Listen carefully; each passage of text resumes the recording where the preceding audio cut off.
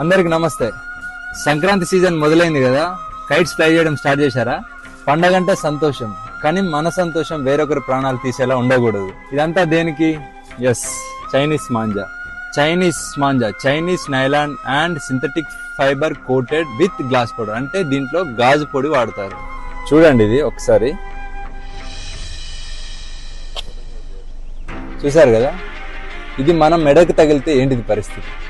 ఇది కేవలం దారం కాదు, షార్ప్ నైఫ్, గాల్లో వేలాడే కత్తి, అదృశ్య కత్తి.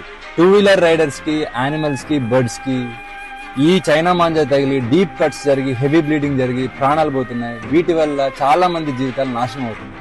ఒక్క చిన్న సరదా ఎన్నో కుటుంబాల్లో తీరని శోకాన్ని మిగులుస్తుంది. ఇది నాన్ బయోడిగ్రేడబుల్, ఇది భూమిలో కలవదు, ఇది బ్యాండ్ థ్రెడ్. ఈ మాంజా ఎవరైనా ఇల్లీగల్ గా అమ్మితే మీ నియరెస్ట్ పోలీస్ స్టేషన్ లో రిపోర్ట్ చేయండి. చైనా మాంజా అమ్మడమే కాదు, కొనడం కూడా నేరమే.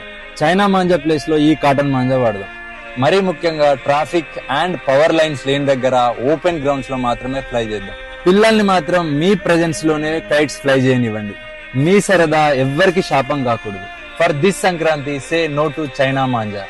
Thank you. జై హింద్.